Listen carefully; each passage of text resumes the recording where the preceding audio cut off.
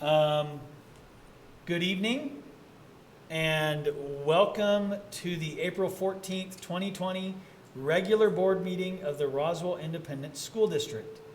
I now call this meeting to order. May I have a roll call, please, Ms. Whitcamp? Ellen Getty, Yes. James Edwards, Go ahead and unmute, James. say it again, Go ahead and unmute, Yeah. James. Okay. Yes. Thank you. Hope Morales, Yes. And Julie, we can't hear you very well. Mona Kirk, Yes. Hilda Sanchez. Yes. Thank you. We're just going to do the Pledge of Allegiance. Say that we're going to Okay, we're going to have the Pledge of Allegiance. Good By evening, us. Superintendent Yeah, by Gottlieb, Valley View. President By Getty, Valley members View of the Elementary. board. It's my Oh, pleasure to look introduce at- the they're fifth right- grade I don't know student if you guys can council see. who will be reciting They're up here the on Pledge the of screen. Allegiance via Zoom this evening, a first for Roswell, since we are staying at home in quarantine. Okay. What do we need to do? Yes, I see them. This is your student council member Meyer speaking. I will Okay. be introducing the student council members who will be here today. Carmelo, Soraya, who is our secretary, Oh, okay. Addison, who is our treasurer, and myself, who is the president. I pledge allegiance to the flag of the United States of America There we go. and to the republic for which it stands, one nation, under God. Indivisible with liberty and justice for all. I salute the flag of the state of New Mexico, We missed the that. dear symbol of perfect friendships among united cultures. Thank you again, board members, for the opportunity for us to be able to present to you this evening. Thank you very much. Stay safe and be healthy. Okay. All right. We learned something, that doesn't work. Oh, on YouTube they heard it? Okay. Okay, we didn't hear it here. All right. Are there any modifications to the agenda? Mr. President, there are no modifications to the agenda.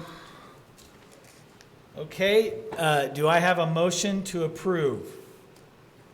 So moved. Okay. that was- Second. Second was Hope. So I Yes. have Ms. Kirk, and then a second by Ms. Morales. And we have to do a roll call vote.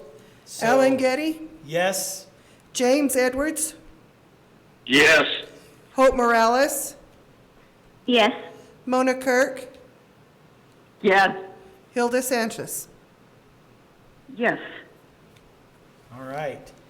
Now we have information items. Information on Mr. President, members of the board. We have 3 items.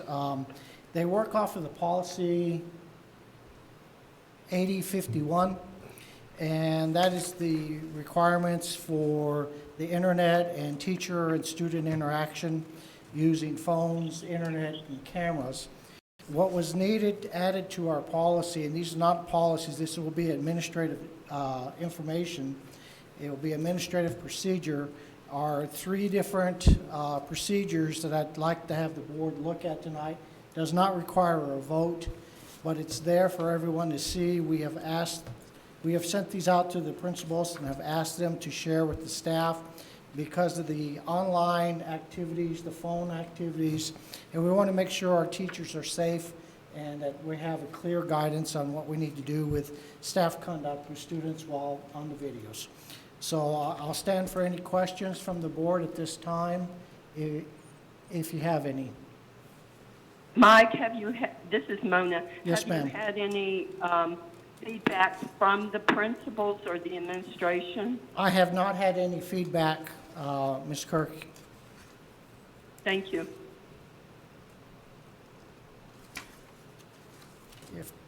Any other questions? Mike, this is Hope. Thank you for doing this. I think this is very important at this time. Once this is finalized, if we can share anything with parents, I know I've had some parents with concerns about their children using online programs because of hacking that could happen. I just want them to be aware of steps that we're putting into place to help ensure their child's safety during this time. We'll be happy to, Ms. Morales, to put this on our webpage and have it as part of our continuing learning plan so that it's available for all to see. Thank you. Yes, ma'am, thank you. Mr. President, that's all I have on. Okay. Now is the time for inquiries and general comments. Ms. Whitcamp, has anyone requested to chime in tonight? No, sir, they have not. Okay. Then let's move on to the approval of the minutes. Mr. President, members of the board, I recommend approval of the minutes of the regular board meeting of March 10th, 2020. Okay. Are there any corrections or deletions to the minutes of the regular board meeting of March 10th, 2020? I found one thing, I don't know if that might be a typo or not, but under the notes on Equity Council, the last sentence states all schools are going to take a different approach. I believe we meant to say all districts are going to take a different approach. I don't know if that matters or not, or if it's supposed to be schools or districts, but I did come across that. Good point, Ms. Morales. And it could also be charter schools because they're separate from school districts. So we'll make that correction. Thank you. With that correction, I motion to approve. I second. Okay, I have a motion and a second. Roll call, please. She's writing stuff down, so hold on. Alan Getty, Yes. James Edwards, Yes. Hope Morales, Yes. Mona Kirk, Yes. Hilda Sanchez. Yes. All right, and now the consent agenda is up. Mr. President, members of the board, I recommend approval of the consent agenda. That's the approval of March bills 2020, approval of the April bills 2020, approval of the April bars 2020, and temporary cash transfer. Okay, any questions? Yes, I have one question. Go ahead. Hello? All right, on the temporary cash transfer, what does that mean on the temporary cash transfer? Mr. Cole? Yes, sir. Superintendent Gottlieb, Board President Alan Getty, members of the board. So that temporary cash transfer there that you see, if you look at it closely, you'll see that we're moving $6 million from the operational cash balance into the public schools capital outlay fund for school construction. I think our follow-up in May, we will come back and request, if you approve this cash transfer, to move those operational cash or that portion of the operational cash balance to this capital outlay school construction fund. If you approve that, then in May we'll come back and try to bring to your authorization designating those funds as restricted specifically for school construction. And the reason for that is that we've got a lot of schools under construction. We've got Del Norte, we've got Mesa wrapping up design. Nancy Lopez is in the hopper as well with their ed specs. Then we've got Mountain View and we've got Washington Avenue. We had secured matching funds on those projects to move forward with our bonds. And now with the current economic state of affairs and pending economic state of affairs, whether it's oil and gas or coronavirus, we know that there's going to be some issues there based on past history, and Mr. Gottlieb was good enough to give me some information from the LFC that kind of confirms some of our suspicions, or they have the same suspicions that we do.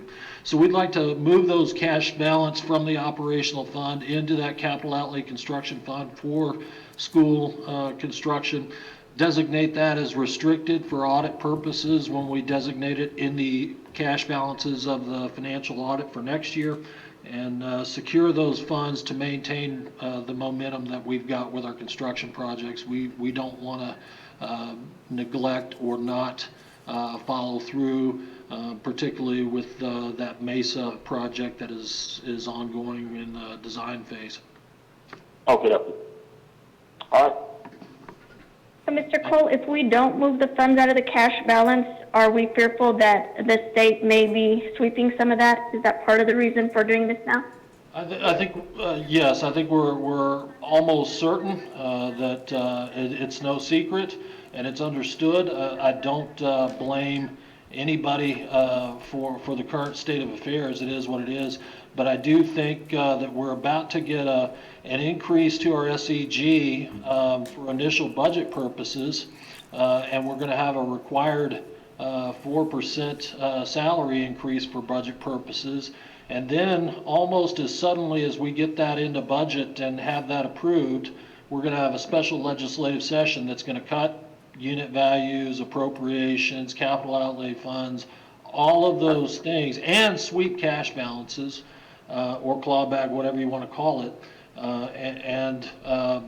Like I said, that puts our school construction that we've planned for years, in some cases decades, and so we want to make sure that we secure those projects, at least the ones that we've moved this far forward with in that. Now, they could certainly come up with some things to pull cash balances from all funds. It wouldn't be advisable, but I can see the necessity on the state's part and wouldn't disagree with that, with them pulling cash balances. I think that's almost a certainty. Okay. Thank you. Yes, ma'am.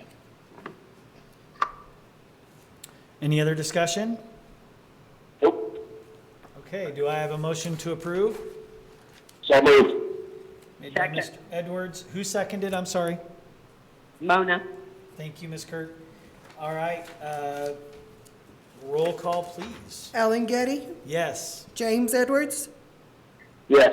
Hope Morales, Yes. Mona Kirk, Yes. Hilda Sanchez, Yes. All right, next we have action items. First, we have approval of the Rio Rancho Community Foundation $2,500 STEM grant for robotics. Mr. President, members of the board, I recommend approval of the Rio Rancho Community Foundation RRCF $2,500 STEM grant for robotics. Do we have any discussion? Yes, I'd like to, which robotics team is that? It is the I think it's Andrea Batista from Roswell High School, but she's also been working with, hold on a second. It's early college high school. Early college high Early school. college high school. I just wanted to make sure I got the right school at that. It's the early college high school. Okay, because there's two of them on here for early college high school for the grants, and that's why I was asking about that first one. One is a grant and one is actual money received. Okay, gotcha. Okay, any other discussion? If not, may I have a motion to approve? So moved. So, second, I hope. Okay, Mr. Edwards made the motion, Ms. Morales seconded? Ellen Getty, Yes. James Edwards, Yes. Hope Morales, Yes. Mona Kirk, Yes. Hilda Sanchez. Yes. All right, next we have approval of the, and I don't know how to say this, Luibo LLC $1,000 donation to early college high school robotics. Mr. President, members of the board, I recommend approval of the Lolibos LLC $1,000 donation to the early high school college robotics. This is an actual check for $1,000. It's not the grant. You had approved the grant earlier. Right, okay. Is there any discussion? I have a question, Mr. President. Yes. Is that money meant to be for this summer or for next year? To assist to cover the travel expenses of the robotics competition and to purchase parts and equipment to build the robots. Since everything's been canceled up to this point, Ms. Sanchez, I would imagine it would pick up any other travel that's coming up, and then definitely for the materials for the robots. Okay, thank you. Yes, ma'am. Good question. All these are good questions. All right, anything else? All right, do I have a motion to approve? So moved. Second. Mr. Edwards, and was that Ms. Kirk? Yes. Okay. Ms. Kirk with With the the second. raspy voice. All right, roll call. Ellen Getty, Yes? James Edwards, Yes. Hope Morales, Yes. Mona Kirk, Yes. Hilda Sanchez. Yes. Okay, next we have temporarily suspending policy I-6711, IKAR, on student grades and assessment. Mr. President, members of the board, I recommend approval to temporarily suspend policy I-6711, IKA-R on student grades and assessment. Okay, is there any discussion? Okay, if there is no discussion, may I have a motion to approve? So moved. So moved. Okay, I got Ms. Kirk on a motion and Ms. Morales on a second. Ellen Ready? Getty, Yes. James Edwards, Yes. Hope Morales, Yes. Mona Kirk, Yes. Hilda Sanchez. Yes. All right, and now we have approval of the pass-fail student grading system. Mr. President, members of the board, I'd like to recommend approval of the pass-fail student grading system. Along with that, we also have the alternative demonstration of skill. I have Ms. Cole and Mr. Bolaños online to help answer any questions. The pass-fail has been an interesting topic statewide, nationwide, on how we move forward on that. Mr. Getty, Okay, is there any discussion? is there any, I have a question, so, which is, I have one, and so maybe I'll do this question, and then if anybody else has any. So, on the pass-fail, I guess, this is just a rant, how does that work with their GPAs? Just, how will that work? We've had lots of discussion with a variety of people nationally and locally being the state of New Mexico superintendents, and there's lots of different feelings and issues. The state, when they first came out with it, they highly suggested, they've backed off a little bit on that, but they highly suggested we go to a pass-fail because of the inequity in the whole process, and the kids being out of school, not everybody having the same opportunities no matter how hard you do, teachers not in the classroom teaching with the kids. So what's going to happen is it will be based for your GPA on 7 semesters, Okay. not the 8th semester. So if you're a senior, there's 8 semesters in total. So that will be a cumulative effect. The problem with the issue is most people can see that for the freshmen, that's going to happen now for freshman, junior, sophomore, senior years. So there's a continuation on that. Mr. Bolaños or Ms. Cole, do you want to add on to that? Mr. Gottlieb, I don't have anything to add to that. I think you explained it very well. We've had a lot of discussion, particularly with our secondary principals, our high school principals, on the pass-fail and how it impacts the GPA, and then things like eligibility for athletics. And so we had that 7-semester conversation and ultimately came to the decision that we needed to go with the pass-fail. Is there I any? have a question, Mr. President. Yes, go ahead.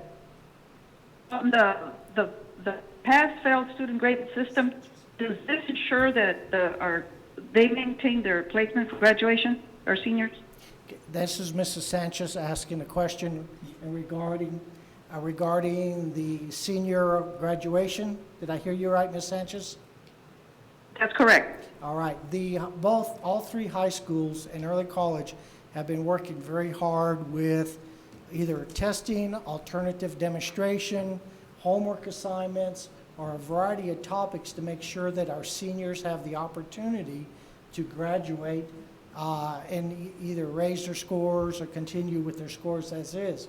So they have spent a tremendous amount of time as they are working with the seniors. As you know, one of the big things that the state of New Mexico has said is we need to continue education on our pre-K through 11, but our main focus has to be our seniors this year. It has such a negative impact on all the things that they're missing out being a senior, and they definitely did not want us to let them drop through the hoops. So all 3 high schools have been working long hours with Mrs. Cole's staff on trying to figure out what are the best ways and what kind of different ways they can demonstrate their abilities for what they have learned at this time. Ruben, again, and Jennifer, could you add some more onto that? You spend more time on that than I did.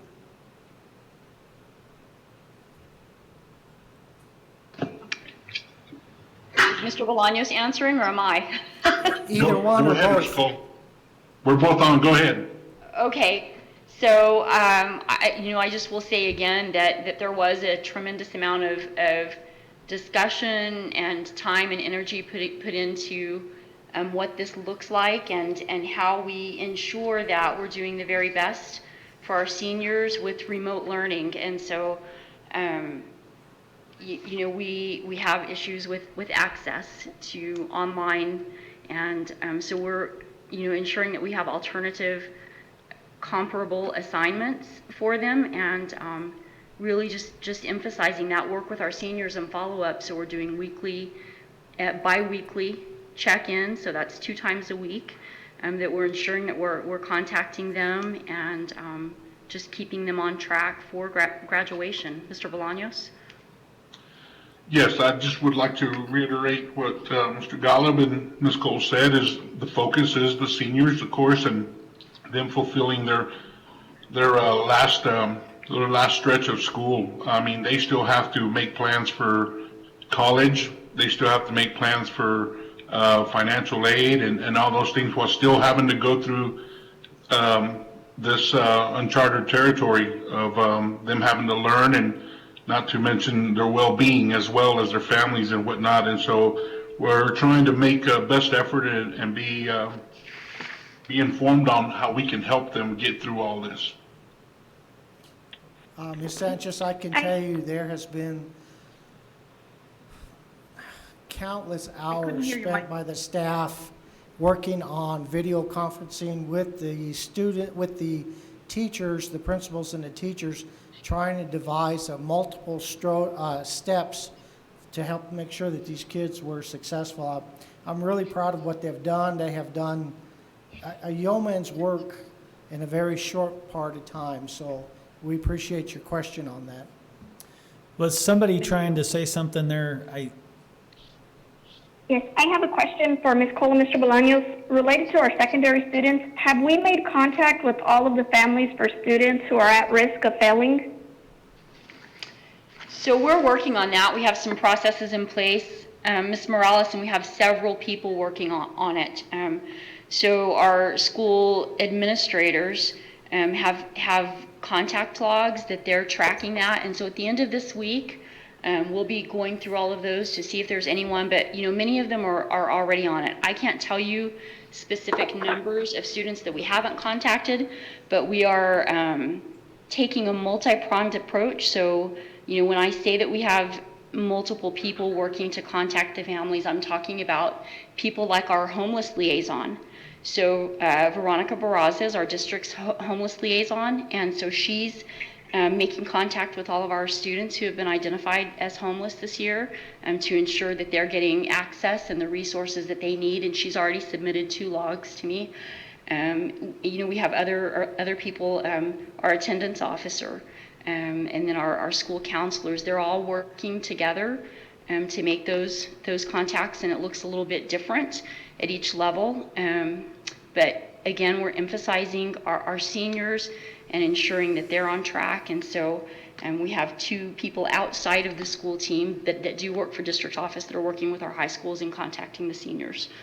So we should have a good idea of who if there are any high priority students that we need to reach out to at the end of this week.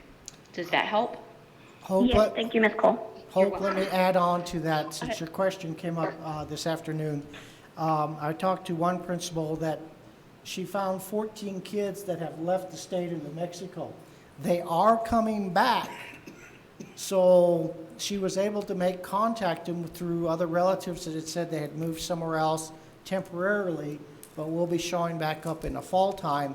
So she was able, that principal was able to get their addresses where they're at, and she's mailing to their new address the packets for the rest of the school year so that they still have that information. And that's part of that process that we put out there is if you have changed your address, you changed your number, please let us know.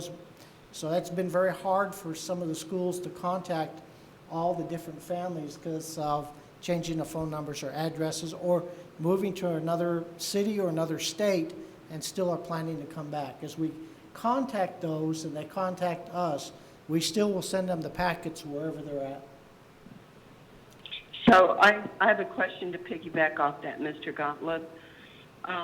Will they be dropped because it's difficult for the lack of attendance to drop them, but in the same respect, do we give them a pass-fail? How do you plan on working through that? Well, the state's not allowing us to drop kids at this time. I think I've sent several things out on that issue because we just don't know as we move forward. They may show up later on again. If we have a parent that comes and actually withdraws the kiddo, going to another school district or going to another city, then we are allowed to withdraw them at that time. Otherwise, we are not to do that at this point in time. And as we're working forward with these, we have to look at the equity issue and the possibilities of kids doing a variety of other items and other things. So we are relying heavy on what the teachers are doing, trying to make contact, get those packets, and we'll move forward from there. And we'll have to handle each situation individually. Yeah, I guess that would be the best scenario because I was afraid they wouldn't return them, but would that jeopardize, if they were on the borderline of not passing, would that jeopardize them passing? But yeah, I guess it would be each individual case. It's very much individualized on that process, and I would hate to say anything is a sweeping decision for the entire school district on individual students and their progress. It's just a difficult situation, I understand. I do want to comment too and say thank you so much for your leadership, Mr. Gottlieb. I appreciate all the information that you have been forwarding to each of us board members. You have kept us in the loop and all the information has been shared and I truly appreciate it. Thank you. Yes, ma'am, you're welcome.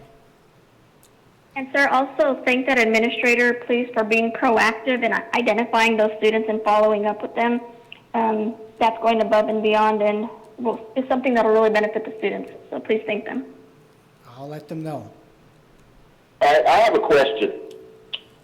Go ahead, Mr. Edwards. Okay. On this pass-fail grading system, how's that going to affect the AP students as well as the dual enrolled students? Jennifer, will you answer that? Ms. Cole? Yes, I will. Okay. So dual enrolled students will follow the college grading system for those dual enrollment classes.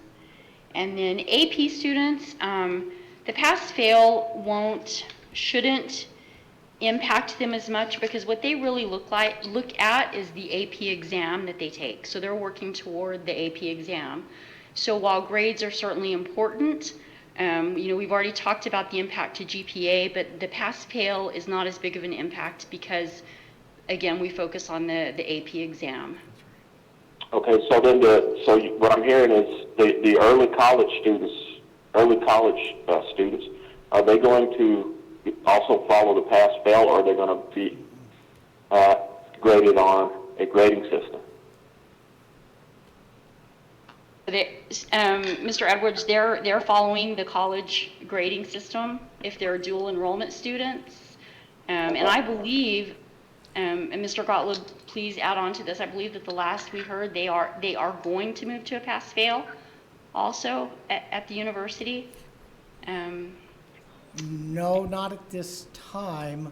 I know they have another board meeting. I don't know if that's on their agenda.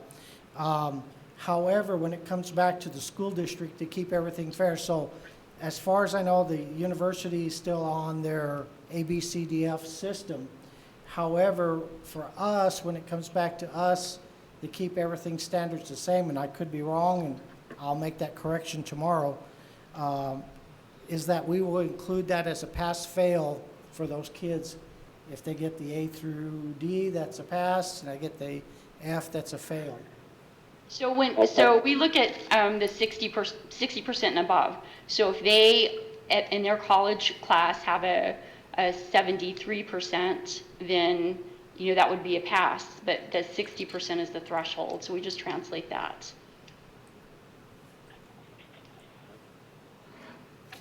Okay. Mr. Edwards, it's been one of those things, just like everywhere else around the country. Two of the bigger universities in the state did go to a pass-fail system for all of the colleges, and some of the other ones stayed with the A through F system. So it's again very unique to each situation, to each community. Okay, so more or less we'll find out as soon as they have their meeting then, right? As far as I know, it's still staying the A through F system. I don't think there's going to be any changes at this point in time. Okay. So I think that the parents need to be notified about that then, because what I'm seeing is there's two different messages being sent. There's a pass-fail for the high school students and the other students throughout the district, but the kids that are in early college and that are dual enrolled, it could be A, B, C, D, F. Mr. Edwards, again, the ABCDF will be for the college. Unless I'm wrong on this, that grade, when it comes to us to record on our system, will be a pass-fail. Okay, understood. Okay. All right, any other discussion? I want to just point out to the board that when you speak, introduce yourself. For the most part, we know who you are, but we just want to make sure we don't mess that up. And I want to say one last thing, just a comment that this unprecedented times, obviously, but I'm so excited that who we have in leadership, and I'm not just talking about Mr. Gottlieb, but you're one of them. Just the idea that you guys care so much about these kids, because they are definitely the ones getting the raw deal, and I know you guys are working really hard to alleviate some of that. And this is one of the ways we're alleviating it, I know, just by doing this pass-fail, but I know you guys are working hard, and I really do appreciate it. So I just want to echo what Ms. Kirk said. Thank you very much. Is there any discussion after I spoke out of turn? So, okay, do I have a motion to approve? So moved. Second. I second it. Kirk, second. Mona Kirk, second. I think it was it Kirk second? Okay. Yes. Okay, thank you. Okay, roll call, please. Alan Getty, Yes. James Edwards, Yes. Hope Morales, Yes. Mona Kirk, Yes. Hilda Sanchez, Yes. All right, next we have the RISD 3-year school calendars, 2020 to 2021, 21, 22, 22, and 23. It's our second reading. Go ahead. Mr. President, members of the board, I recommend approval of the RISD 3-year school calendar 2021, 21 to 22, and 22 to 23. This is a second reading. Do we have any discussion? Yes. I have a question. We do have two things that the board asked us to do. The first one was to look at the spring break and move it back with daylight savings time. The vote, and it was almost all parents. It was a large vote for parents that said, keep it as late as you possibly can due to the weather conditions and so forth. So my recommendation, as I approve to you, is to keep it where we had it. The second question came up was moving parent conferences from Wednesday to a Thursday evening, Friday morning, and the vote was overwhelming on that also, that we move our parent conferences, so we'll be from Wednesday to Thursday evening, Friday morning. All. Any other discussion or questions? Mrs. Sanchez, calendar? Okay, Ms. Sanchez. Ms. Sanchez, go ahead. I was going to ask you, on the survey question number 2, there was regarding the district conferences, select the option that most was supported by parents. If you could look at that survey, Thursdays was almost 59.32%, and then your Wednesdays was only 14%, and Fridays was 30.79. So was this taken into consideration? Yes, this number? Yes, it was. It was a Thursday evening, Friday morning question. It wasn't either Thursday or Friday. It was a Thursday evening, Friday morning. That way the parents that can't come during the day, we can pick them up Thursday evening, and then those that can come Friday morning. That's the way it was worded.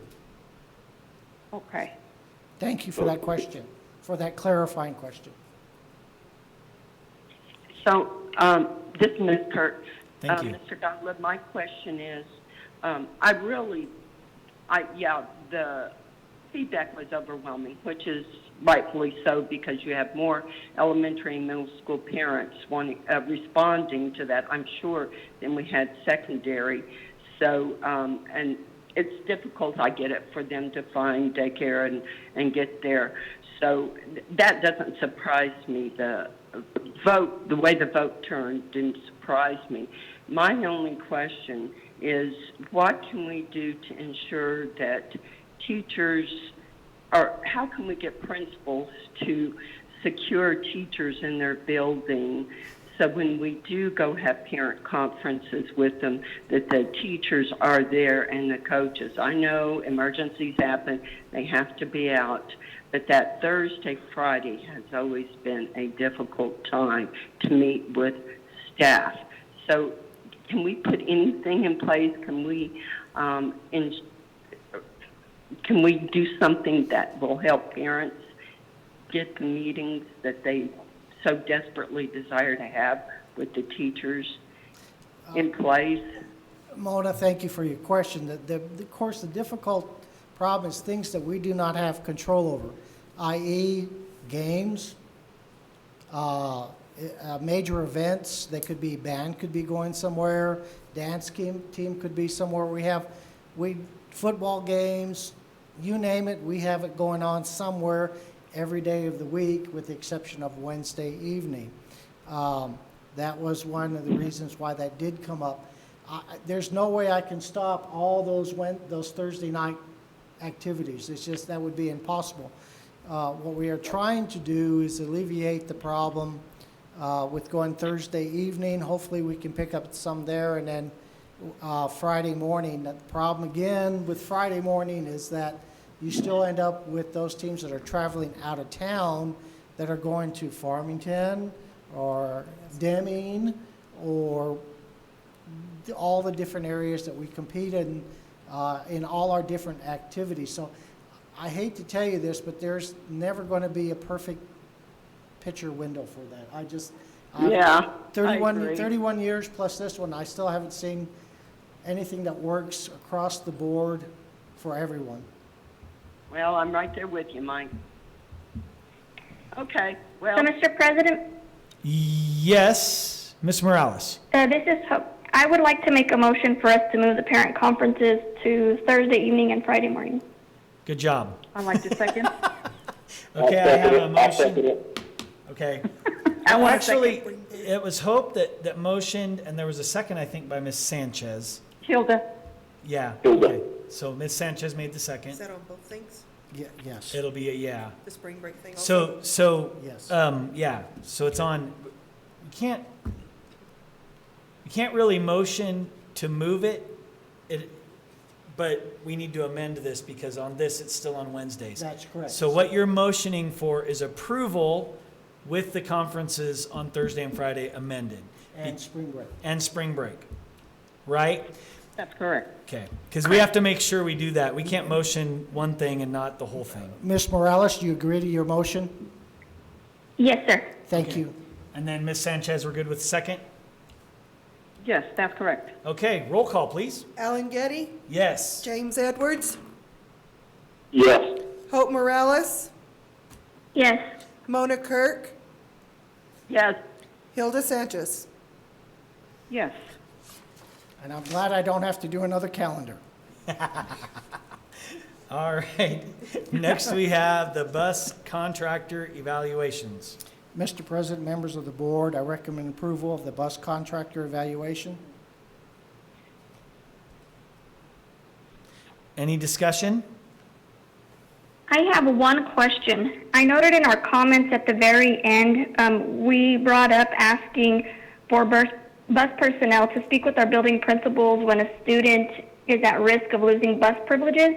Do we have a policy in place that requires them to meet with the building administrators so that we can try to intervene before our students lose those bus privileges? Ms. Morales, thank you for your question.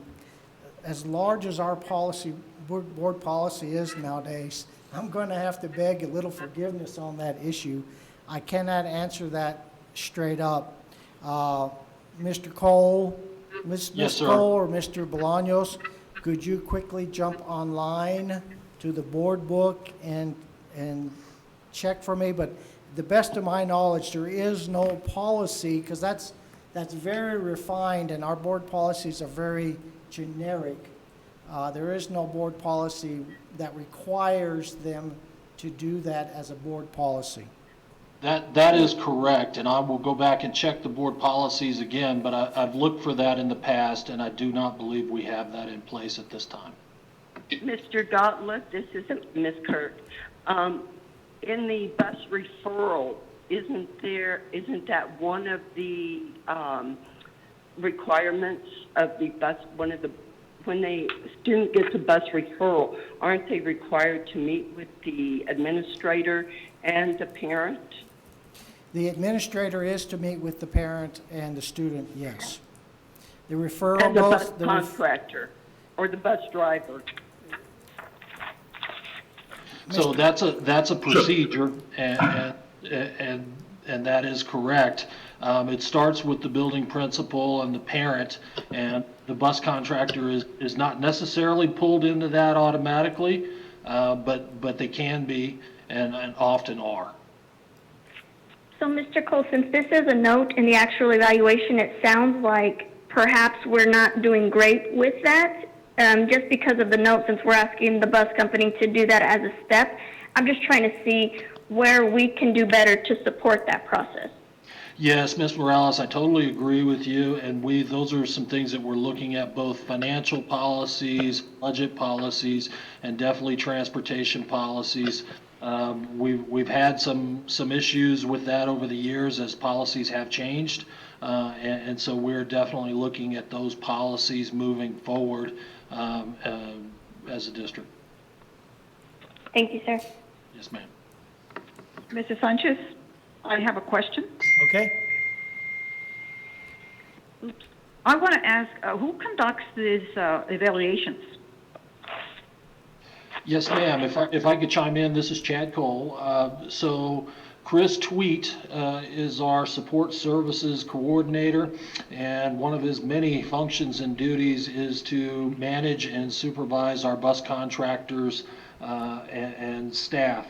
So part of the awarding of a bus contract or a contract with the school district to provide bus services is they must be evaluated each year prior to a new contract award. So Chris does these evaluations, but I will say this, he works directly with those school principals and did on these evaluations, work with those school principals on these evaluations. So it's not just Chris, it's essentially Chris and the school principals providing the input there. And in talking to Chris and reviewing these evaluations, he did assure me that those school principals were involved with that and they agreed with the evaluation at the time. Thank you, Mr. Cole. Yes, ma'am. This is Maria. Can you hear me okay? Yes, Maria. So board policy E2450 is student conduct on school buses, and it outlines that students are required to conduct themselves in accordance to the established standards for classroom behavior. And when they fail to practice proper conduct, then the bus driver will inform the principal of the misconduct, which will then be brought to the attention of the parent. So it's not direct. And again, that is E-2450. Ms. Trujillo, but there are no additional steps after that if the behavior continues? It's pretty vague. It says students who become serious disciplinary problems related to school transportation may have their riding privileges suspended. In such cases, the parents of the students involved become responsible, and the principal is the only one authorized to suspend the riding privileges. And then it goes on to talk about students riding on special activity buses. Okay. But that's pretty much it. There's 4 paragraphs on it. And That's pretty vague. Well, it is, I would say it's pretty clear that the principal is the only person authorized to suspend riding privileges. So the principal gets to decide that, which puts it back in the hands of the schools, and that's good. Correct. And the bus driver is required to inform the principal. Who was that speaking, please? I'm sorry, this is Maria again. The Okay. bus driver is required to inform the principal of the misconduct.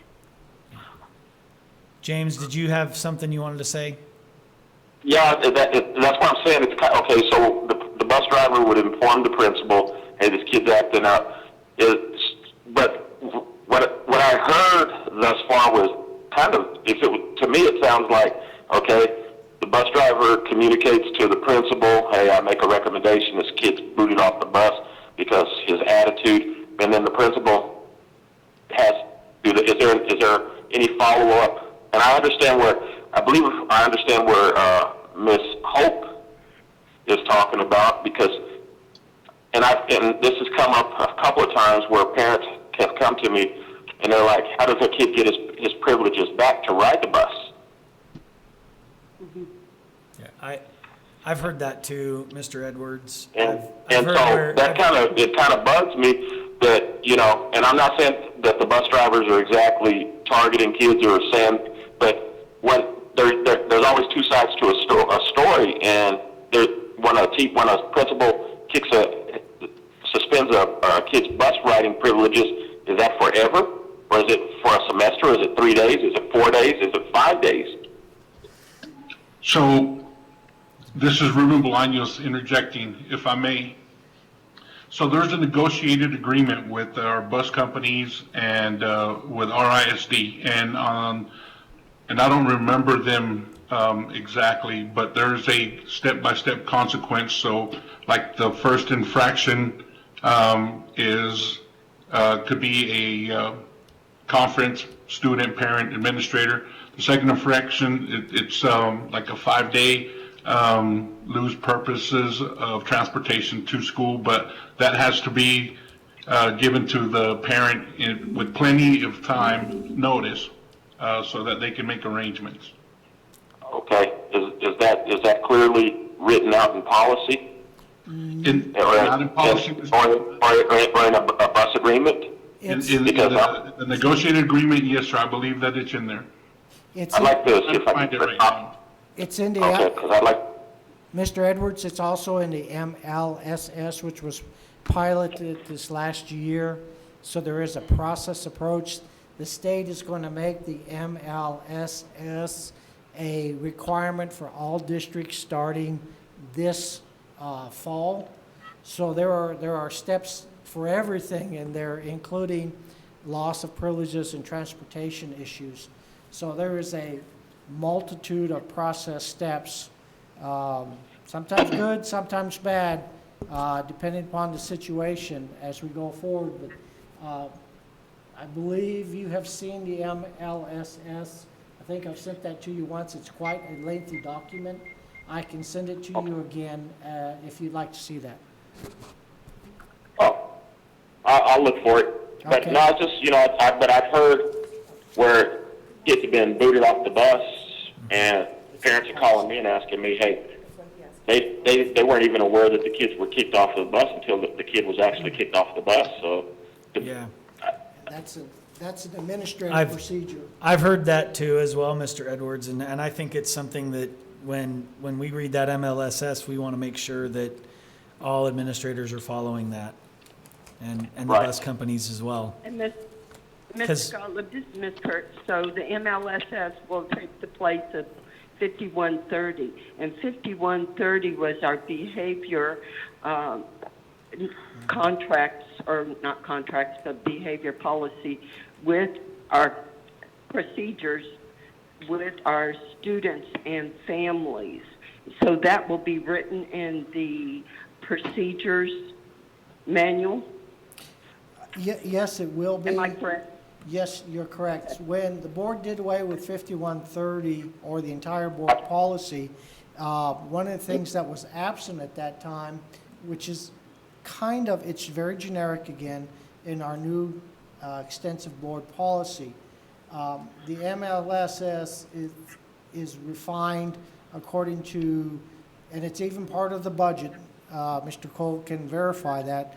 Mr. Cole and I went through another webinar today on school budgeting, program planning, and educational planning, and part of that was the MLSS as part of the student behavior issue. What you bring up, Mr. Edwards, is an administrative process versus rules that are in place. There's plenty of rules in place, but we have to make sure our processes are followed and that our parents are informed when the incident happens. One of the issues I know we had, because I had to work with one of our schools, because I had a school board member contact me on, was that the referral form was not making it to the principal's office. So we had to make sure that that referral form was making it from the bus driver to the principal's office, and then at the principal's office, be it the assistant principal or the principals, were calling the parents and setting up to say, hey, Mike Gottlieb did this on the bus today, we're having this continuing issue, we need to talk.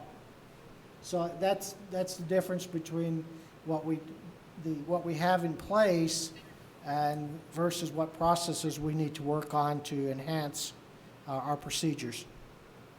No problem. Thank you. Mrs. Sanchez, question? Yes. On this referral for the bus, would you... Oh, stop. Ms. Sanchez, you're very choppy all of a sudden. No, I wanted to ask on the referrals to parents, are they in Spanish and English for these forms?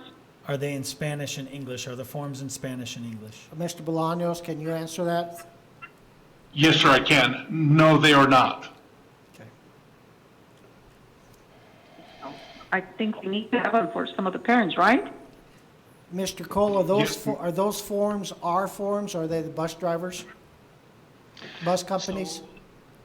Yes, sir. So you're absolutely right. It's a referral process, and it is a procedure at this point because the policy no longer exists. It is a procedure, and it does work just like a classroom referral. The referral should go to the principal. The building administrator or principal is the only one that can make that determination. And then the bus contractor has to live with that, whatever that decision is. But, Mr. Cole... But to answer your question on the forms, they are not in Spanish. We can certainly Who owns that form? Who owns that form, Mr. Cole? Does the district own that form, or the bus company own the form? So I believe at this point, that's the bus company's form. Okay, so we'll have to work with them on that issue. Yeah, and there's lots to do on that particular issue, and we are well aware of it, and we'll be pushing forward some recommendations for those policies going forward to work for our local school district. Yes, sir. Thank you. Good, thank you. Thank you, Ms. Sanchez. Thank you. Yes, ma'am. Thank you. Anything else? All right, then, do I have a motion to approve? So moved. This is Hope. Second. I have a Ms. hope Kirk. by Ms. Morales and a second made by Ms. Kirk. Roll call, please. Alan Getty, Yes. James Edwards, Yes. Hope Morales, Yes. Mona Kirk, Yes. Hilda Sanchez, Yes. Okay, next we have the Equity Council member vote. Mr. President, members of the board, I recommend approval of the Equity Council member vote. Mr. President, Mr. Sanchez, Hilda, you may need to move so that we can hear you better. I think you're on a cell phone and it's very choppy all of a sudden. can you hear me now? Yes. Yeah. Okay. On the Equity Council. Yeah, we're open for discussion, I have a so, question. yeah. I've noticed that there's 3 previous names that were on the list are now removed, and they were replaced by other names. And my question is why, and when was it decided to remove those people, and by whom? Not by me. Um, Who? Hilda, are we all looking at the Excel sheet? And before we do question, Mr. President, can I quickly talk through the process that Hilda and I used and explain the Excel sheet and the different tabs? We're already to questions, and it's discussion, so, but go ahead. I mean, it's fine. If you all are interested in the process, if you No, are absolutely. okay with just... We are interested in the process, Ms. Morales. I'm okay. I was just letting you know that we're already there, so go for it. Gotcha. Thank you. No problem. And Hilda, feel free to jump in. I just wanted to give them a brief explanation. On your Excel sheet in that first tab, highlighted in green are 16 names that we recommend for the Equity Council. We went through and we scored their open-ended responses, 3 being the highest score they could earn and 1 being the lowest score they could earn. We also noted if they were interested in a 3 or 4 year term. We've had some really great candidates from throughout the community. So it was really hard. And one of the other factors we tried to look at is we really wanted it to be a diverse group. So if you look on the bottom, we kind of break down the data for you a little bit. From the 16 recommendations that we submitted, 4 are teachers, to administrators, to students, for parents, to community members, a person from higher ed, and nonprofit. So it talks about 69% are minority. We were able to get 50% from the northern side of the community and 50% from the south. We also did well with relation to male and female and RASD staff and non-RASD staff. So I just wanted to point out that's kind of what you're looking at. And on the bottom, if you want to look at all of the teacher applicants or all of the student applicants, you can click on one of those tabs on the bottom. Thank you, Ms. President. Okay, thank you, Hope. Now, Ms. Sanchez, honestly, I don't know who you're talking about. We can't discuss that. But I didn't. I don't know. I'm not sure if we can actually say names of the. No, you can't. At the very beginning. Okay. Can't. That's right. Okay. But Ms. Sanchez, I see all 16 names on the sheet that I'm looking at. I know, but I had a question on a couple of people that were at the first list, but they're not there any longer. So I'm not sure. I don't want to name them. no, you can't. You can't name them. Obviously. I can't. No, I don't want to. Yeah. Well, Could I say something? go ahead, Julie. Ms. Woodcamp would like to say something really quick. Hilda, the list that I put in board book came directly from Hope in an email. Sorry, I'm not able to hear you quite clearly. What she said was the list that was sent to her was the list from Hope. That was the list that we got. And I I sent know, but her the she- list that we worked on, so I don't know what names. Yeah, that difficult. Can I interject? Absolutely. I guess what I would like to do is I would like to make a motion that we table it because it sounds like there's two different lists that are out there, and without us being able to compare the two lists, I think what would be wise to do was just to table this and have Hope and Hilda meet later to compare their two lists to make sure that they have the same list. Here's the deal, guys, is we've kind of held off on this, and I don't think anybody changed the original list. I didn't change it. And it's only been in the hands of Hope and Hilda. So, but we have to vote on this. We So, Mr. President, if I may interject, Hilda, can you tell us what tab to go to and what line?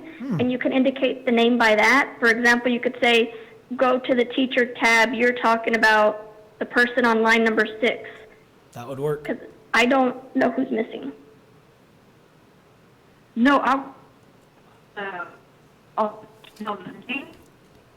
Hilda, we're choppy again with you. I'm sorry. Oh, okay. Well, I don't know what to say right now, but can we go ahead and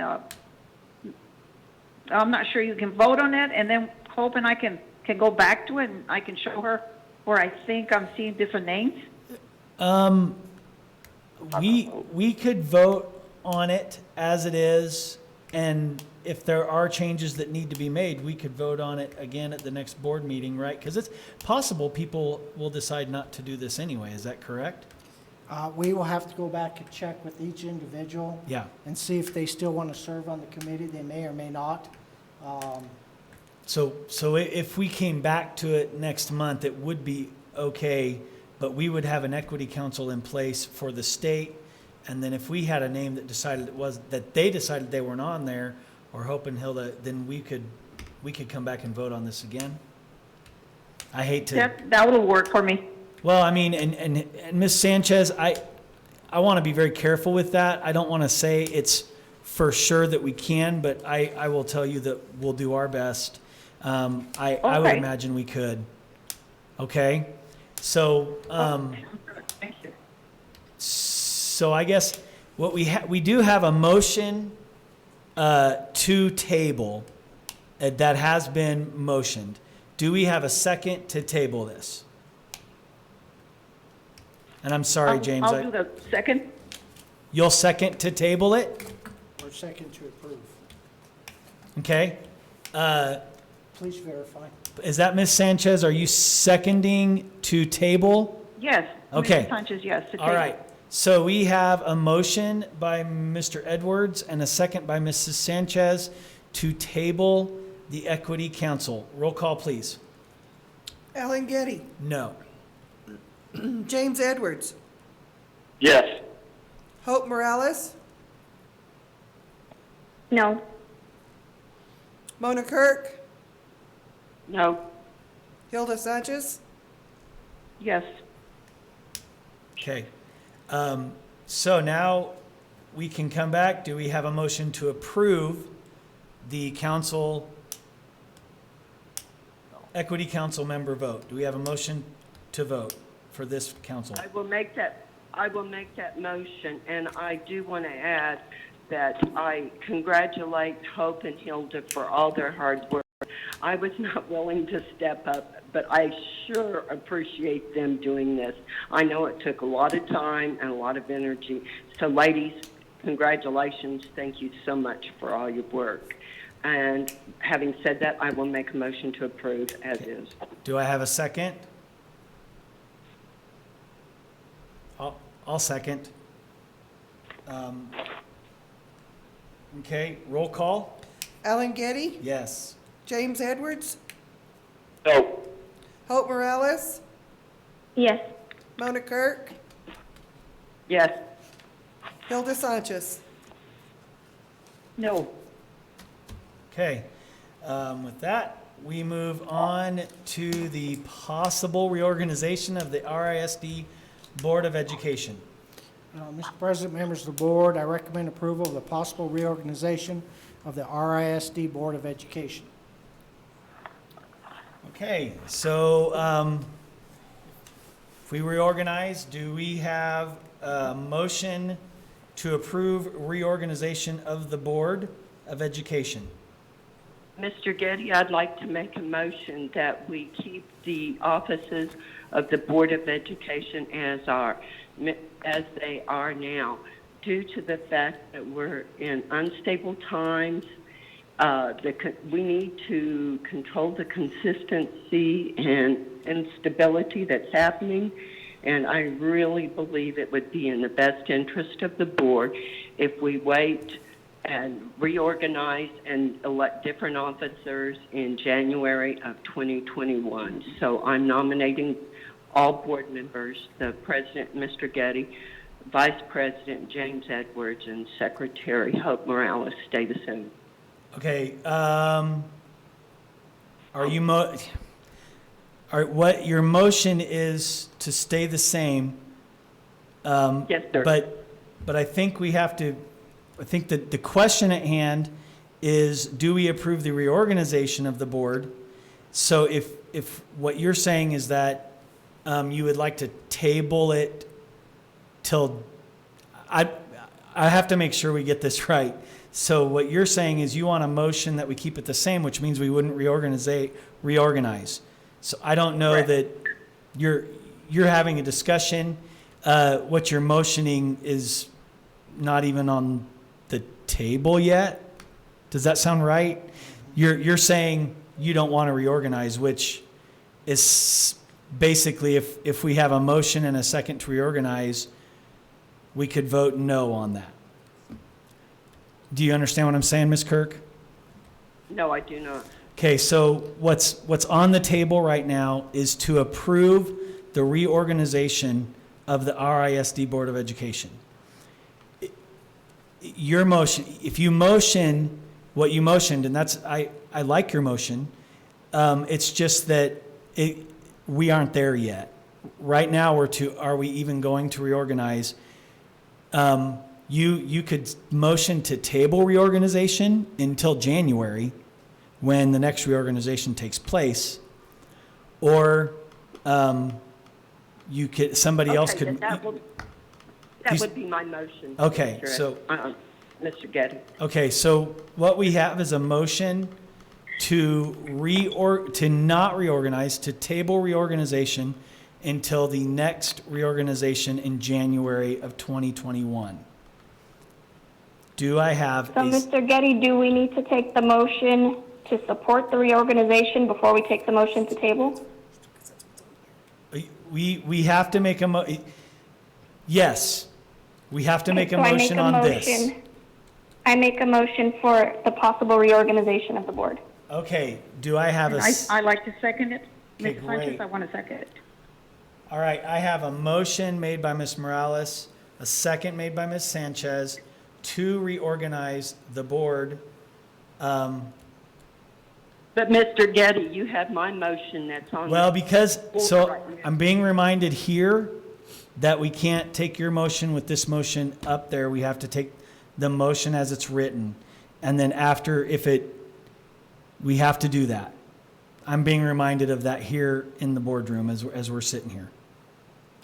Sorry, Mona. I did that and that was my mistake.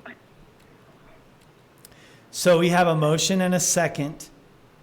We can have a roll call. This is only to approve reorganization of the board. So we have a motion and a second. Roll call. Alan Getty, Yes. For reorganization, yes. James Edwards, Yes. Hope Morales, Yes. Mona Kirk, No. Hilda Sanchez. Yes. Okay. I will now accept nominations for president of the RISD Board of Education.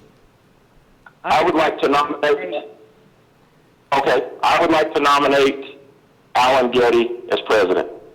And I will second Hilda that. Sanchez, second. Okay, we'll go, I don't know who was, I heard Ms. Sanchez. Second. So we have Edwards, motion, Sanchez, second. Uh-huh. This is the first time That's I've correct. done this. So do we vote on that motion in second? Yes, we do, because it was Yes, a we motion do. in second. Yes. So roll call on Mr. Getty, remaining president of the Board of Education. Ellen Getty, Yes. James Edwards, Yes. Hope Morales, No. Mona Kirk, Yes. Hilda Sanchez. Yes. Okay, we now have, we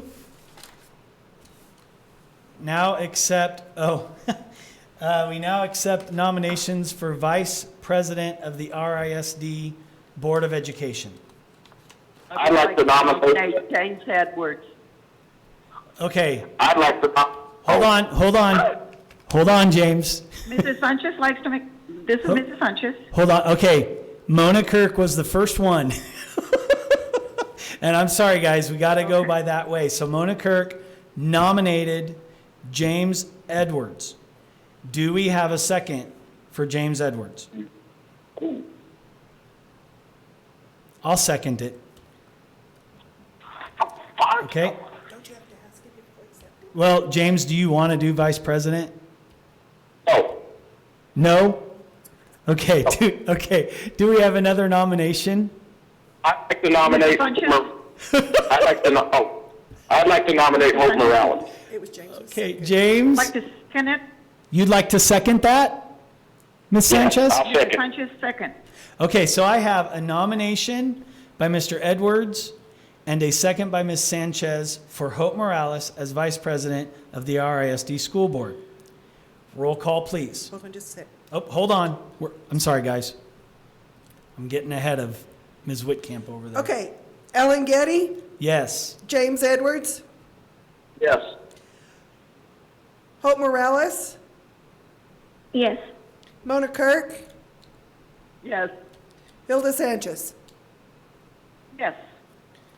Okay, Hope Morales is the new Vice President.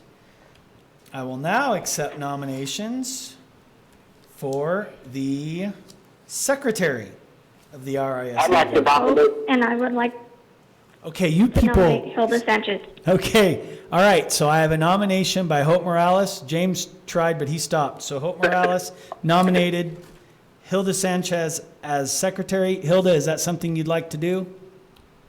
Yes. Okay, do I have a second? a second. Okay, I have a second made by Mr. Edwards. Roll, Hope Morales Hope made Morales. the motion. And then James Edwards seconded. Okay. Okay. Ellen Getty, Yes. James Edwards, Yes. Hope Morales, Yes. Mona Kirk, Yes. Hilda Sanchez. Yes. Okay, then the board has been reorganized slightly. And those of you will take your offices now. Enjoy, new vice president and new secretary. I guess I get to stay here. Good luck. Good job. Hey, guys, that was very difficult to do this way. I appreciate all of your patience. And thank you very much for that, and also for your vote. Thanks for all of us. All right, next we have the approval of the superintendent contract. Do I have any discussion? Yes, I have some discussion. I'd like to say something. Absolutely. And one of the things I'd like to say is, you know, I appreciate Mike stepping up, and especially to the board members, I appreciate y'all for stepping up and actually running. I think Mike's done a real good job, and and difficult times need good leadership, and I think he offers some good leadership. So that's just my ball of wax. I agree, Mr. Edwards. Any other discussion? Yes, I would like to say something. I can't imagine anyone else leading us through this difficult time. Mr. Gottlieb, you have been a godsend to us in the district. I've worked with you and I've worked for you. And I am just so pleased that we have your leadership to get us through these difficult times. Uncharted territory. It's just been a blessing. We have been kept abreast of everything that is going on. I feel so informed. So everything I'm hearing from the community, I, from the bottom of my heart, say thank you. Okay. No problem. Any other discussion? No. Okay, if not, may I? Oh, did I have discussion? Okay. May I have a motion to approve the superintendent contract? So moved. I have a motion made by Ms. Kirk Mrs. Sanchez? and a second made by Ms. Sanchez. That's correct. Okay. Then we have a motion and a second. Roll call, please. Ellen Getty, Yes. James Edwards, Yes. Hope Morales, Yes. Mona Kirk, Absolutely. Hilda Sanchez. Yes. Thank Okay. you, board members. Thank you, I guys. appreciate it very much. It's you, Mr. Gottlieb. Mr. President, members of the board, again, thank you very much, but there are some, and I hate to miss a group or individual, so I have to be real careful with this because there's so many wonderful people that work for the school district. This has been a very difficult time for our parents, our kids, our teachers, our administrators, our janitors, our custodians, our cafeteria workers. There have been so many people that have stepped up and said, I'll do whatever it takes to get the job done. There has been countless hours given up of holidays, working on weekends, and I just can't thank the community of RISD for everything they've done to try to make this situation, a very difficult situation, the best for our families, making sure that they're fed, our nurses making sure that they get all the information that's out there, our technology staff trying doing everything to help them move forward, get information on our web pages. But something that not everybody knows is our cafeteria people are there early dawn in the morning. They've been serving a lot of breakfasts, a lot of lunch. They do it with a smile every day. I go by and I look at them, and they're just as happy as if it was 47 degrees with wind today, or if it was 80 degrees, it's supposed to be on Thursday. I can't thank them enough for helping us with that. Our teachers, the administrators have worked so hard to bring this together as the best we can. I was, and Mr. Allen will acknowledge this, I was very worried that we were not going to be able to pull this off, and because of the teachers, because of the administrators, and all the other staff that worked as a team, we came up with a very good plan, and everybody's been very supportive. You're very fortunate, board members, to have such a wonderful RISD team and family. So I just needed to share that out. Thank you. Mr. Gottlieb, I just want to tell you how impressed I am, and I said this earlier, and board members, I know that normally we don't discuss things, but if you want to say thank you, it's fine. I think our district has done a fine job. There have been hiccups, but I don't see how in the world you could accomplish something like this without them. What an incredible job by our district to just get this done and done well. And Mr. Edwards, you said it best. It takes strong leadership from the top, and that strong leader has to have people he can depend on. So I was very, very impressed at how this rolled out. And I do know you were very worried, but you kept us so apprised as a board that I don't know how it could have gone any better. It was done very well. Well, I can tell you there were very many tears, many nights from a lot of staff. I got a lot of phone calls and text messages. So, but I just need to let the people know and let our families and our families know that we're trying to do the very best with what we have, and we promise to continue to support our kids the best that we have with what we have. Amen. Appreciate that. Personnel report, Medea? Yes, so you should have in front of you the personnel actions dated April 7th of 2020 for both certified personnel and non-certified personnel and temporary personnel. Any questions? Yes. Yes, Mr. Okay, go ahead, Mr. Edwards, and then somebody else was wanting to come on, so hold on. No. Okay. One of the things I was wondering, we're still currently recruiting, right? Yes, sir. Yes, in a modified format. So, for example, on Thursday, we will be having a virtual recruiting fair that we will be in attendance for. So we're trying to work with, under the constraints that we have, but trying to be as creative and innovative as we can be to try to fill the vacancies that we have. So, yes, we are pursuing all avenues. Okay. But as far as the traditional job fairs, those are all canceled. Oh, yes. So, Ms. Trujillo, right now, I think the clock really starts ticking on us to be proactive to make sure we have vacancies filled before the start of the school year. At a previous board meeting, I mentioned sending out letters to staff that have left the district and just giving them an update on available positions. Is that something that we can still do, especially now because we can't be in person doing things? We can certainly send out letters. So their RISD email accounts have been deactivated. So in the case that they gave a personal email through our records, then we'll be able to do that. And the same thing with the mailing addresses.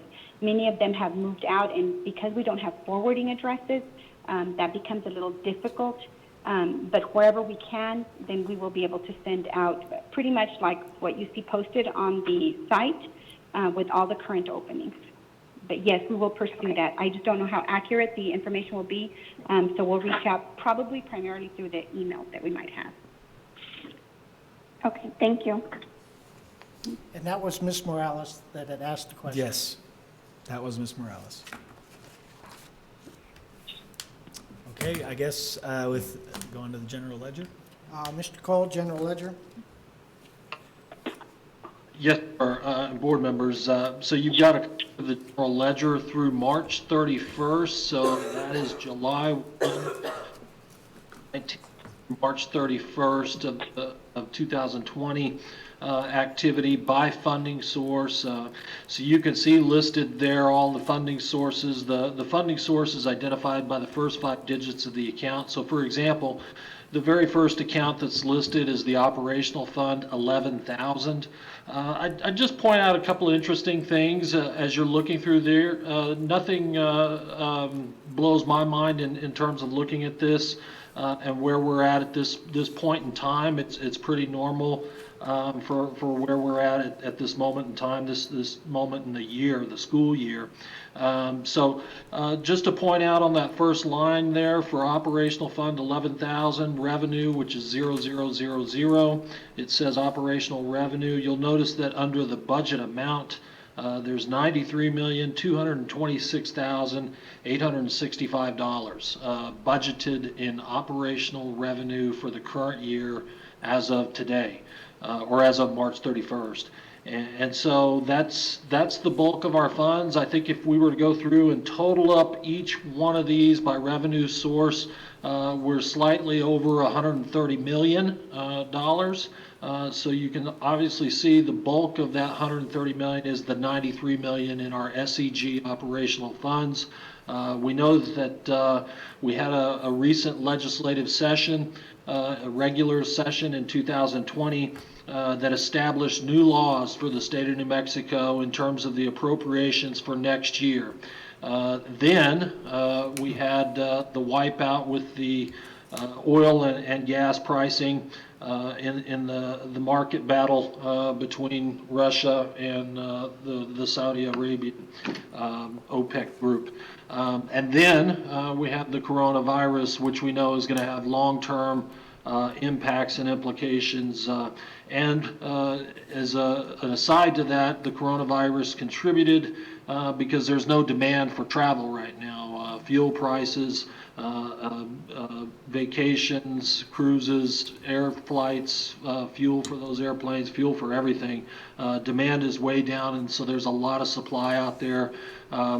Even if things get better, we know that supplies are going to be an issue for at least the 6 months in terms of the price per barrel. And rig count is the thing to watch as that price per barrel starts to edge up. So we know that looking at that $93 million in our operational fund, we're going to budget initially based on current laws, but we're going to have a special legislative session coming up. We're hearing probably in July timeframe, which would be the new fiscal year. July 1 is the start of the new fiscal year. So we'll be starting or anticipating starting with a budget that is increased approximately 3.39% on the unit value of the funding formula through the SEG. And we are going to have budget meetings, and we'll do those virtual, where our budget committee members can chime in and ask questions. As you know, I prefer to have as many questions as we can get through in one of those, because I'd prefer that there not be any misunderstandings with it.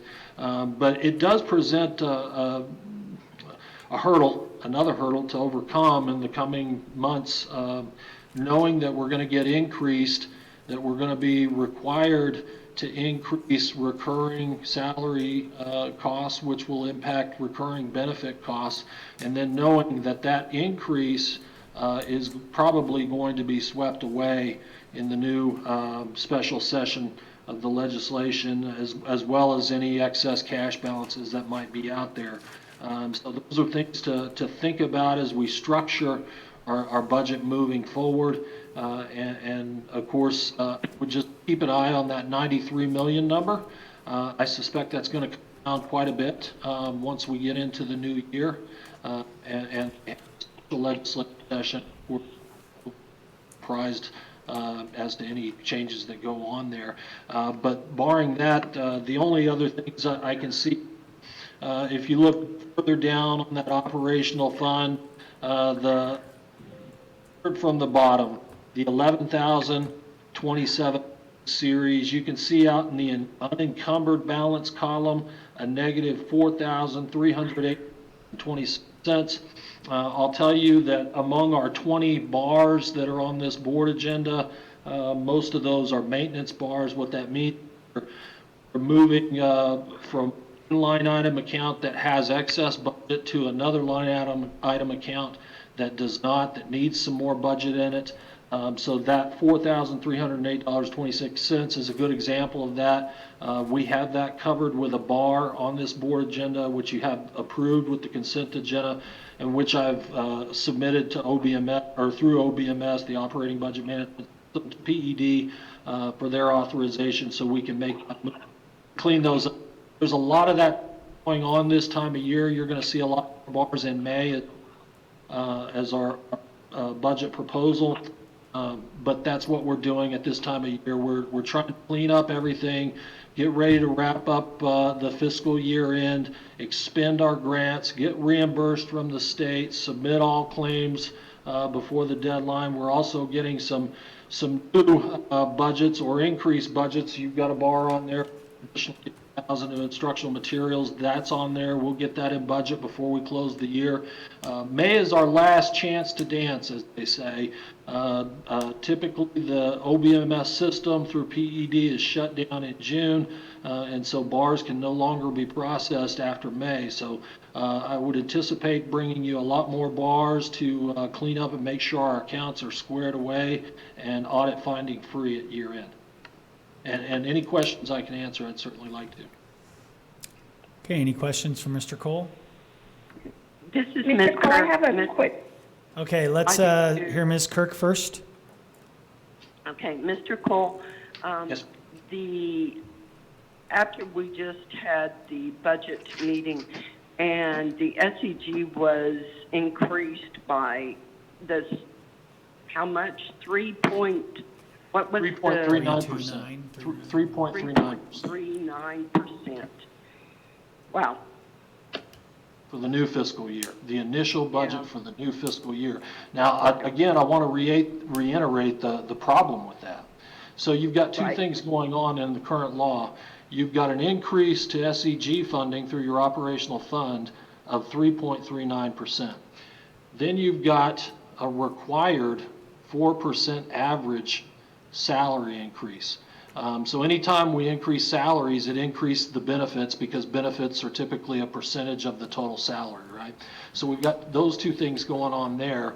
So we're required to increase our recurring costs. Those are recurring costs to salaries and benefits. They don't go away, they keep going.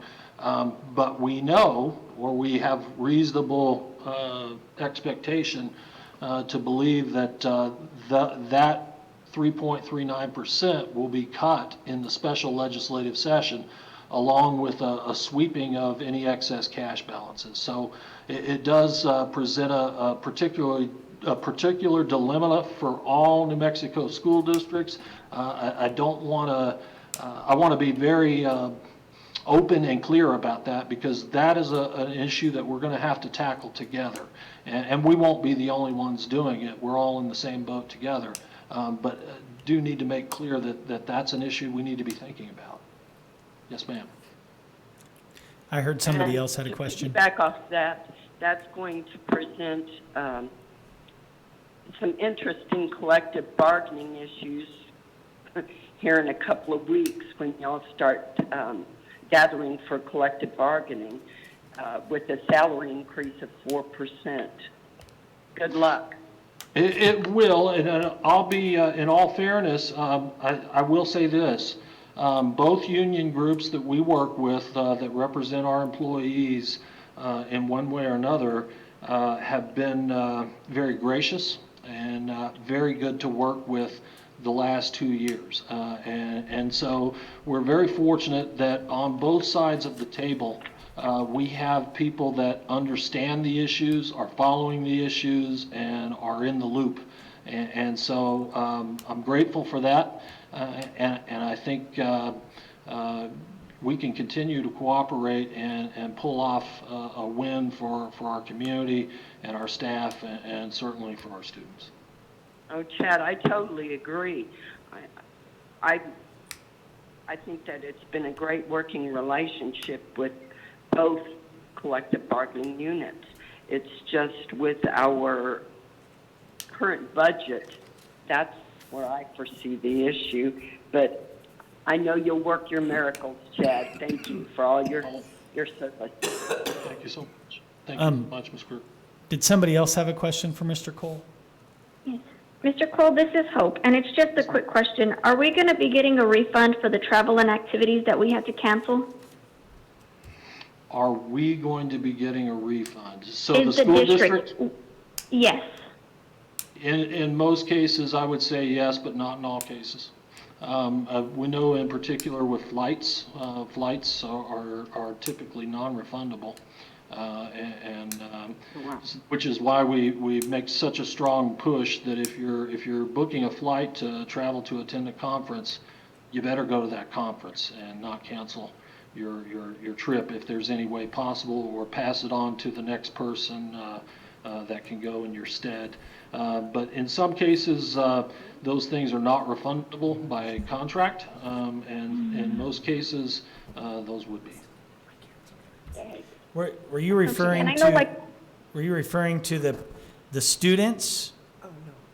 Or no, for example, the school board had a couple of trips coming up for conventions and trainings, and I know because of COVID, there is some of the airlines are allowing for deferments or refunds, but even beyond those school board trips that I know were coming up, I'm sure there were other things like your recruitment and things that were being planned for lodging or whatever the case. I didn't know if we were losing all of that funding or if we were going to be able to reuse it for something else during this time. So that is absolutely true, Ms. Morales. It's a great point to make. We are aware of it. We are trying to keep up with it. I'll be completely honest with you. You've got a lot more things that need to be done with a lot fewer people, and that's you know, kudos to the staff that have been able to overcome it through, Zoom or whatever virtual platform or whatever to get there.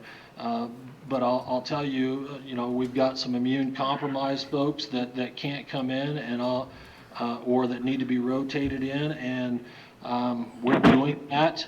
Everything is slowed down to some degree, but we're aware of it and we're working the problem. Again, the issue is that you have some that say, yes, absolutely, we're going to refund you your registration fees or whatever the case may be. And then some that have not chimed in on it either way, and then some that have said, no, we've got to hold you to that, and that's essentially the contract you agreed to when you registered or whatever for this trip.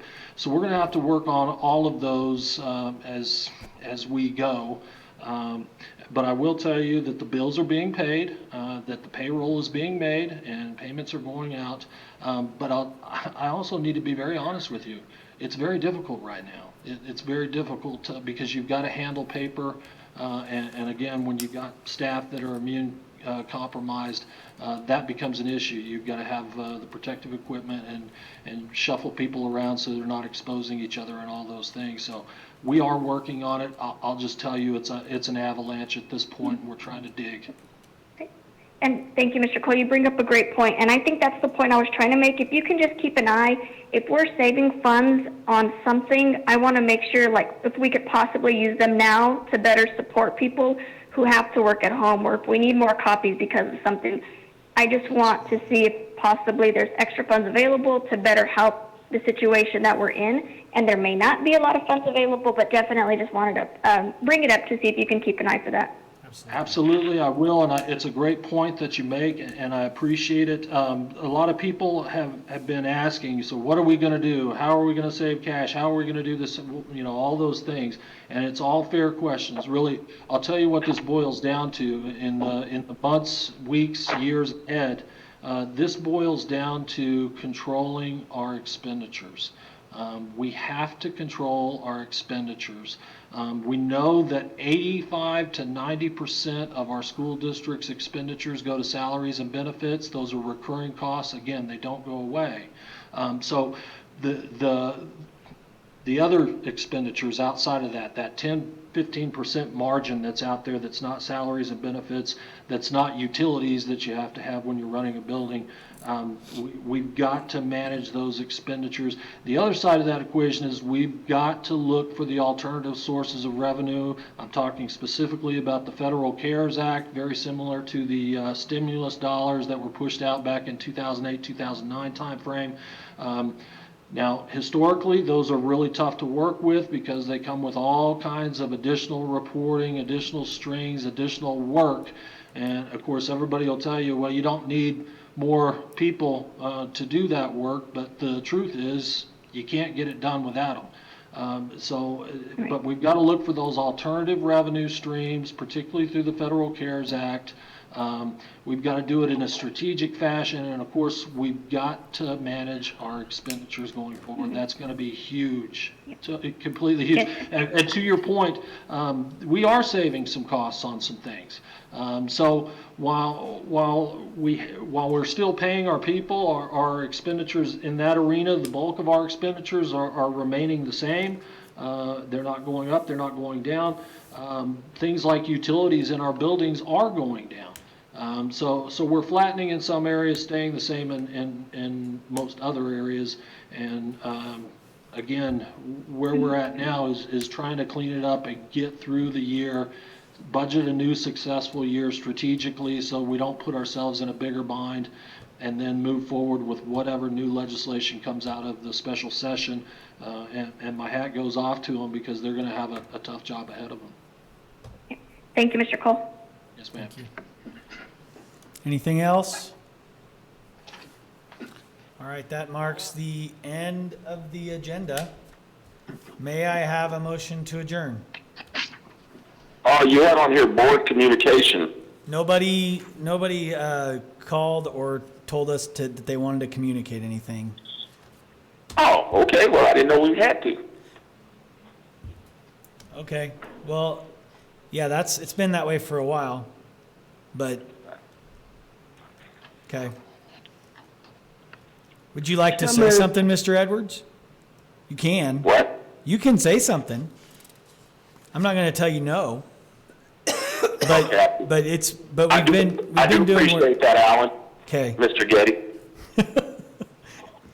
But we've been trying to get it so that when because per agenda and per the Open Meetings Act, if we're going to have something to say, we want it to be put on the agenda. So in other words, if you were going to talk about a particular thing, we'd like it on the agenda so that way somebody, and obviously today's a completely different situation, nobody's in the room.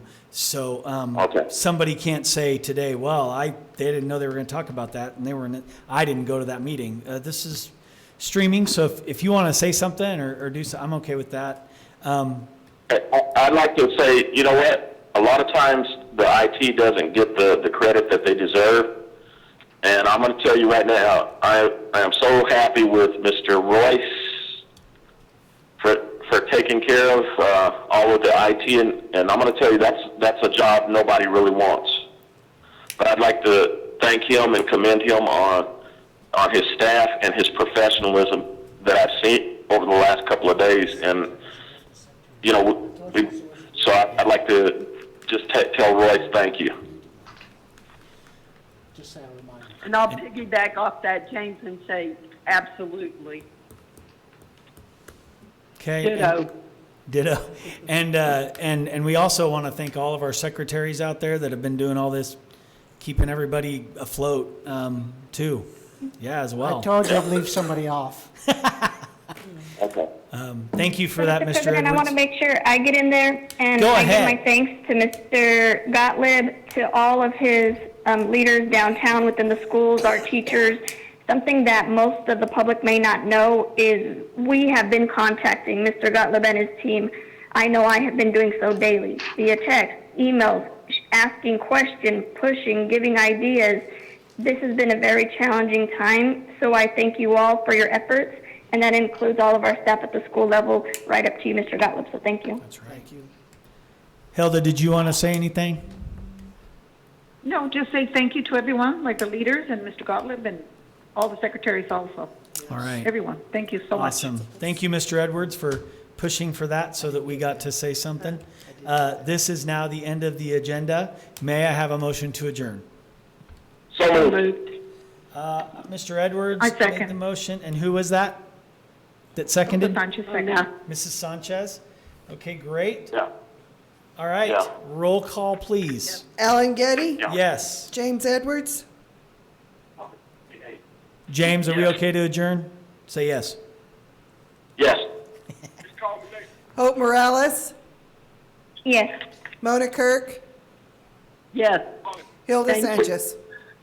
Hey, we're adjourning. Hilda, are we okay to adjourn?